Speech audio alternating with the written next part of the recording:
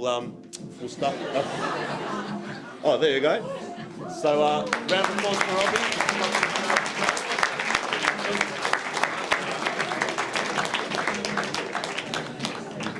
Yeah, thanks.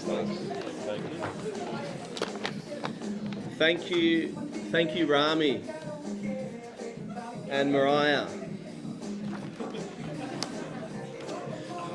Guys, it's pretty humbling to see everyone here. It's amazing what we've all achieved and what we continue to build.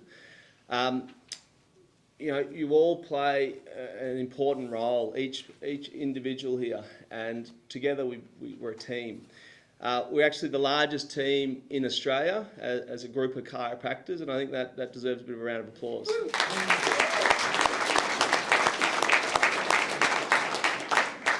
It's not very often that we're all in the same room, perhaps at the Christmas party. The other times are when we have smaller groups. So please make the most of today. Make an effort to get around, introduce yourselves. The best salespeople are your own team, and if you're much more memorable if you've introduced yourself, you've made an effort, and you get known amongst your team. So get known for the right reasons, and so please make an effort, and thank everyone for helping get where we've gotten to this day. On July the 4th this year, about 10 weeks ago, my role at Wellbeing changed. No longer do I see patients. 100% of my focus now is about you guys. It's about the team, and it's about enhancing the Wellbeing company and group of chiropractors and CAs and everyone else associated to make us the best in the industry. And I'm certainly looking forward to the challenge, and I'm taking it on. And today is the start of a new chapter for Wellbeing, which we're going to get into in a few minutes. The past few months has been a time for me to reflect, and it reminds me of a young chiropractor's journey, and I think you'll all relate. This young chiropractor, let's call him Dr. John, just for ease sake. The past few, he studied at RMIT like many of you, and he graduated with perhaps a little understanding about chiropractic in the real world, and his confidence wasn't that great, but he ended up taking a job, and the first job was a maternity leave position, and he was given a patient base of 70 patients per week, and he thought it was awesome. And he started seeing patients very excitedly, and the principal said, "You've got the flexibility to practice however you want." There was no procedures, there was no training manual. It was a handshake on the first day, and away they went. It was a pain-based clinic, and so he saw a lot of patients with pain, stiffness, and tension. And the principal said, use the skills that you acquired at your 5 years of RMIT University, and you should be right. So after 2 months in the role, all the freedom was taking a toll. His patient numbers were in decline, the excitement was wearing off, and it wasn't due to lack of effort. It was that he realised he perhaps didn't know as much as he thought. But the problem was there was no one around to support him, and there wasn't as much structure and mentoring, and as a result he felt lost. He felt he wasn't growing professionally and importantly personally. And so uninspired and unhappy, he quit the profession after 6 months. Now, sadly, this story is not a one-off. 48% of new chiropractic graduates today leave the profession after 24 months. I can't help but feel that Dr. John left the profession, that others leave the profession for similar reasons as Dr. John. Coming back to Dr. John's story, surprisingly, he bucked the trend, and after 2 years of being out of the chiropractic profession, travelling and working in odd jobs, he decided to give it another shot. But this time he did things differently. He got a chiro coach, he attended seminars, he observed other chiropractors, he even listened to philosophy, which is something he never thought possible at uni. He challenged his thoughts and his ideas, and he implemented some change and new systems, new procedures, and he walked the talk and got inspired. He built a really solid patient base, lots of regulars, family members, made great relationships. Educated his patients through group talks or through table talk and through handouts, information, and practice was fun. He was making a difference. He was enhancing lives through chiropractic, and really that should be all of our purpose, enhance lives through chiropractic. Does anyone know who Dr. John was?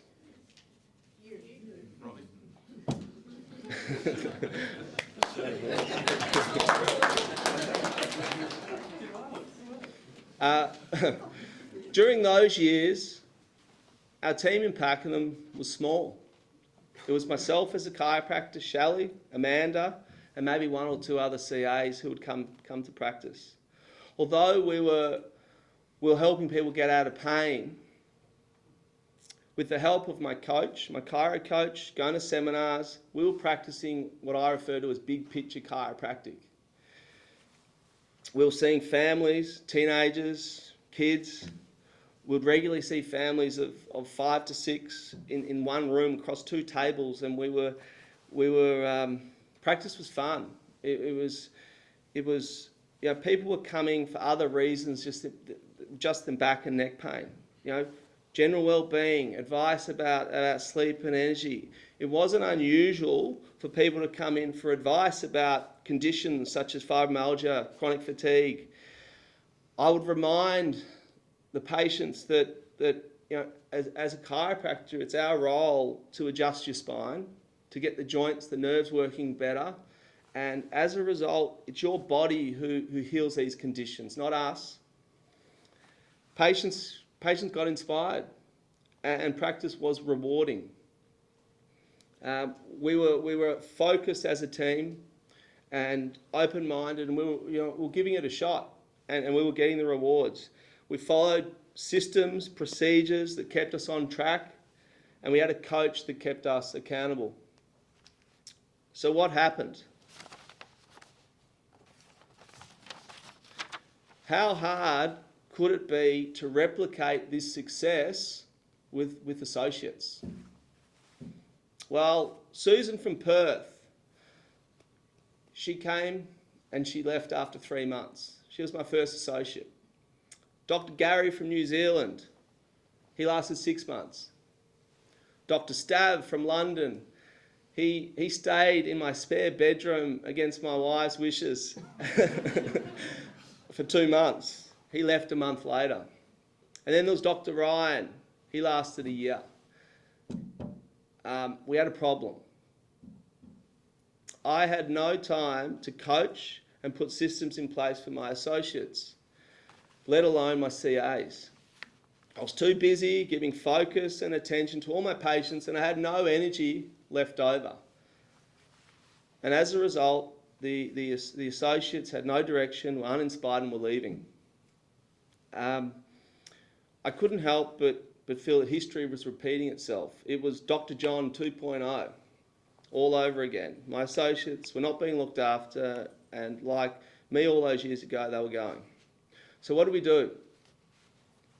We realised the only way to make a change and avoid what happened to Dr. John was for me to reduce my hours, spend more time with the team, coach, support and train. And the focus became all about the team, as I wanted my own chiropractors to experience the great times that I had during the twilight years of my career as a chiropractor. Associate numbers have grown, CAs have grown, and we've been able to open multiple locations.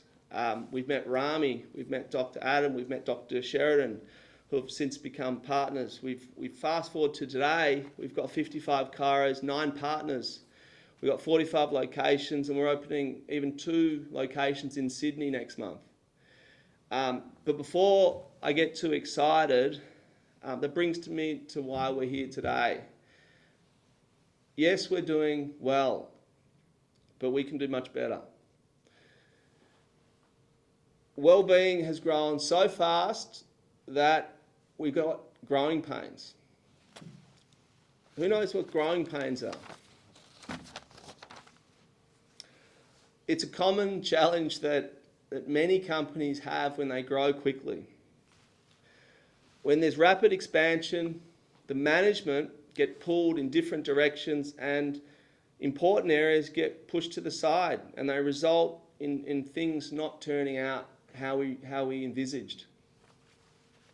It's the management, it's myself, it's Adam, who are ultimately responsible for this problem.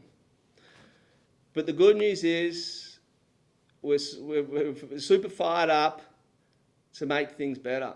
And we have great resources and we have a strong plan to get things back on track. So what are the main areas we need to focus on? The wellbeing management team have put a list together.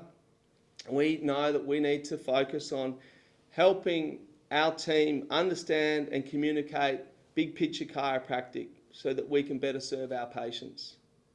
We need to provide assistance and implement changes to our systems and to our procedures so that they're better adhered to. We need to provide support so we can raise the standard of care that's being delivered to all of our patients. And we need to promote excellence in everything we do in our practices.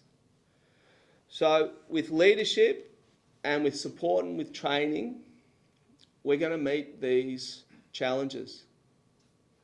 The outcome will allow us to deliver our ultimate purpose as chiropractors, which is to enhance lives through chiropractic. So today we're drawing a line in the sand, so to speak, to signal some change. And a range of improvements are going to be rolled out in a structured order starting from October the 1st to help everyone here raise the bar. Today, Adam will be giving out more details about those changes. And over the next few months, there's going to be more communication and training and resources to be provided. Today marks a positive day for not only Wellbeing's patients, but for all of you too, because ultimately, happier patients, better results is going to lead to a more rewarding career for all the chiropractors. It's going to lead to a more professional personal growth for all the CAs. It's going to lead to a more rewarding day, week, ultimately, lifetime in this profession of ours. And a sense of achievement should be felt. So on that note, I welcome you all again to the first ever All Teams Summit, and let's have an awesome day.